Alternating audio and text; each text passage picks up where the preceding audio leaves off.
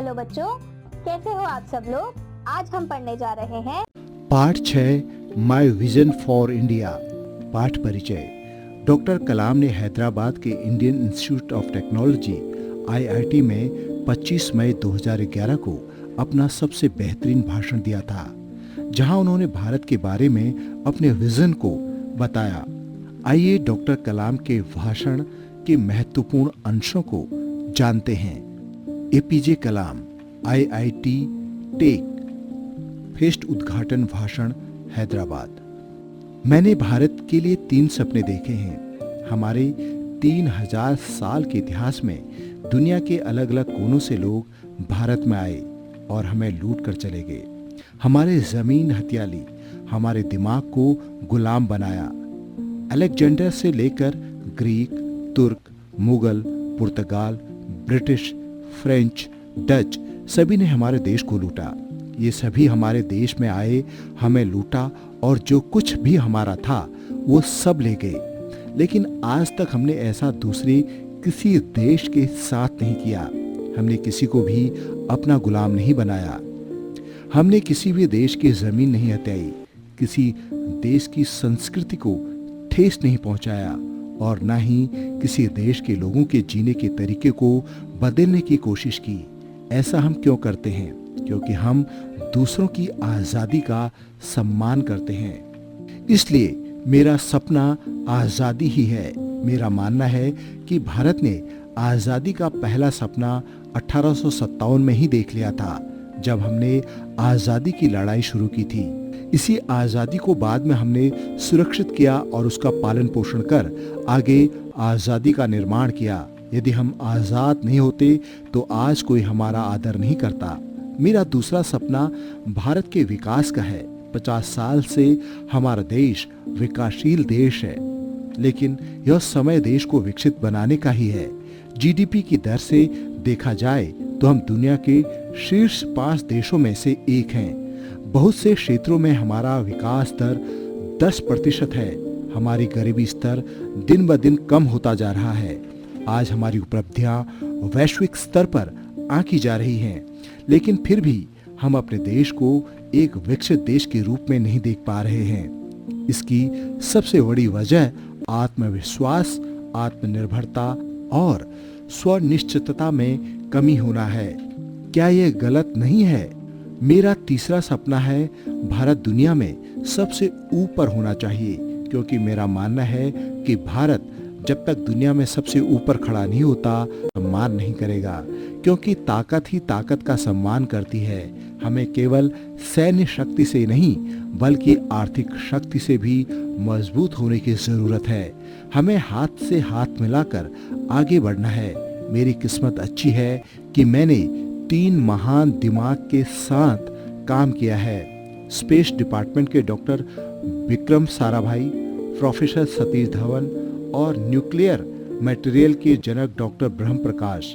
मैं बहुत भाग्यशील हूँ कि इन 3 महाज्ञानियों के साथ मुझे काम करने का अवसर मिला।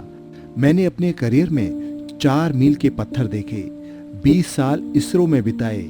मुझे भारत के पहले सैटेलाइट लॉन्च व्हीकल SLV-3 का प्रोजेक्ट डायरेक्टर बनने का अवसर मिला, उसी का जिसने पहले रोहिणी को लॉन्च किया था। मेरे वैज्ञानिक जीवन में इससे महत्वपूर्ण भूमिका निभाई थी। इसरो के बाद मैंने DRDO में शामिल हो गया और वहां मुझे भारत के मिसाइल प्रोग्राम का हिस्सा बनने का अवसर मिला।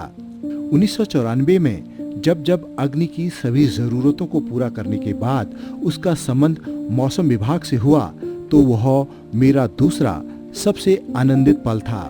11 मई 13 मई को डिपार्टमेंट ऑफ एटॉमिक एनर्जी और DRDO ने न्यूक्लियर टेस्ट में अहम भागीदारी निभाई थी। यह मेरे लिए तीसरा था।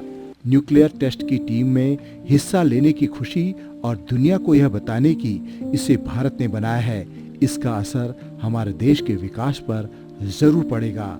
यह मैं जानता था। इस समय तक मुझे अपने भारतीय होने पर काफी गर्व महसूस हो रहा था। हम जानते हैं कि हमें अग्नि को विकसित करने की जरूरत है और इसके लिए हमने उसे पुनर्स्थापित किया और नए मटेरियल का प्रयोग कर अग्नि को विकसित किया, जिसमें बहुत से हल्के मटेरियल कार्बन का उपयोग किया गया था। एक दिन निजाम इंस्टीट्यूट ऑफ मेडिकल साइंस के ऑर्थोपेडिक सर्जन मेरी प्रयोगशाला देखने आए। उन्होंने मटेरियल उठाया और पाया कि वह काफी हल्का है और वे मुझे अपने अस्पताल ले गए और मुझे अपने मरीज दिखाने लगे, जहाँ एक छोटी लड़की और लड़का 3 किलो के मेटालिक कैलिपर को अपने पैरों पर बांधकर पैरों को घसीट रहे थे। उन्होंने मुझसे कहा, कृपया मेरे मरीजों के दर्द को कम कीजिए। 3 हफ्तों में ही हमने ऑर्थोसिस 300 ग्राम का कैलिपर तैयार किया और उसे ऑर्थोपेडिक सेंटर ले गया, जहां बच्चों को अपनी आंखों पर भरोसा नहीं हो रहा था। अब वह आसानी से कहीं भी आ जा सकते थे। उनके माता पिता की आंखों में भी अपने बच्चों को देखकर आंसू छलक रहे थे। यह मेरा चौथा सबसे आनंदित पल था। यहाँ का मीडिया इतना नकारात्मक क्यों है? क्यों हम भारत में अपनी ही ताकत और उपलब्धियों को बताने में शर्माते हैं? हमारा देश एक महान देश है। हमारे देश की सफलता की बहुत कहानियां हैं, लेकिन हम कभी उन्हें जानने की कोशिश नहीं करते। क्यों? दूध के उत्पादन में हमारा देश पहला है। रिमोट सेंसिंग सैटेलाइट में हम नंबर 1 पर हैं। गेहूं के हमारा देश दूसरा देश है। चावल का उत्पादन करने वाला हमारा देश दूसरा सबसे बड़ा देश है। डॉक्टर सुदर्शन को ही देखिए, उन्होंने एक जनजातीय गांव को आत्मनिर्वाह व स्वचालित गांव में परिवर्तित कर दिया। ऐसी बहुत सी उपलब्धियां हमारे देश ने हासिल की हैं, लेकिन मीडिया हमारे देश की बुरी बातों जैसे आपदाओं, असफलताओं और गंदगी को ही प्रकाशित करता है। एक बार जब मैं टेल अवीव में था, तब मैं इजरायली अखबार पढ़ रहा था।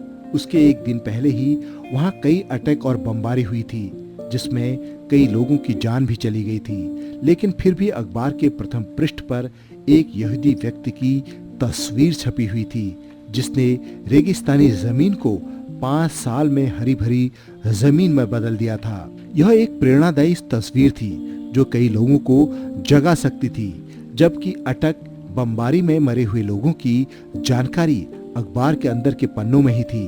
भारत में हम सिर्फ मौत, दर्द, आतंकवाद, हिंसा, क्राइम के बारे में पढ़ते हैं। हम इतने ज्यादा नकारात्मक क्यों हैं? एक और प्रश्न, हम एक राष्ट्र के तौर पर अपने देश को विदेशी चीजों से क्यों ग्रसित करते हैं? हम विदेशी टीवी चाहते हैं, हम विदेशी शर्ट पहनते हैं, हम विदेशी टेक्नोलॉजी चाहते हैं। क्या ऐसा करना जरूरी है?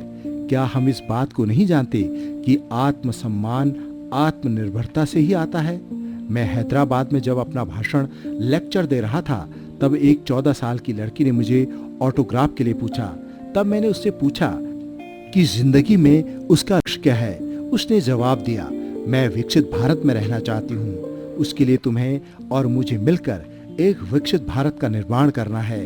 आपको इस बात का ऐलान करना चाहिए कि भारत एक विकासशील देश नहीं, बल्कि पूरी तरह से विकसित देश है। तुम अपने देश में विदेशी सिस्टम का सम्मान कर सकते हो, लेकिन अपने ही देश में अपने ही देश के सिस्टम का सम्मान नहीं कर सकते। भारतीय जमीन पर तुम कदम रखते ही रास्तों पर पेपर और सिगरेट फेंकना शुरू कर देते हो। यदि विदेशों में ही तुम विदेशों की तरह रहते हो और उनके नियम का पालन करते हो, तो अपने ही देश में हमारे नियमों का पालन क्यों नहीं करते? हम सरकार से आशा करते हैं वह रास्तों को साफ रखे, लेकिन उनके द्वारा बनाए कूड़ेदान में हम कभी कचरा डालना पसंद नहीं करते। हम चाहते हैं कि रेलवे हमें साफ बाथरूम मिले, लेकिन हम रेलवे का बाथरूम का सही उपयोग करना नहीं चाहते। कौन इस सिस्टम को बदलना चाहेगा? सिस्टम में क्या क्या शामिल है? देखा जाए तो सिस्टम में हमारे ही पड़ोसी, घर के सदस्य, शहर, दूसरे समुदाय और चुनी हुई सरकार शामिल हैं। लेकिन जैसा कि हम व्यवहार करते हैं, उनके अनुसार सिस्टम में सब शामिल हैं, सिवाय तुमको और मुझको छोड़कर। जब सिस्टम को बदलने के लिए सकारात्मक योगदान की बात आती है, तो हम अपने आप को अपने परिवार के अंदर बंद कर लेते हैं। जब भारत अच्छा नहीं लगता तो हम न्यूयॉर्क तक चले जाते हैं। न्यूयॉर्क असुरक्षित लगता है तो हम इंग्लैंड चले जाते हैं। जब इंग्लैंड में हमें बेरोजगारी दिखाई देती है तो हम गल्फ देशों की ओर चले जाते हैं, और जब गल्फ में हमें युद्ध दिखाई देते हैं तो हम वापस अपने परिवार के साथ भारत आ जाते हैं। आज हर कोई देश के बाहर जाकर रहना चाहता है, लेकिन कोई भी सिस्टम को खुद सुधारना नहीं चाहता।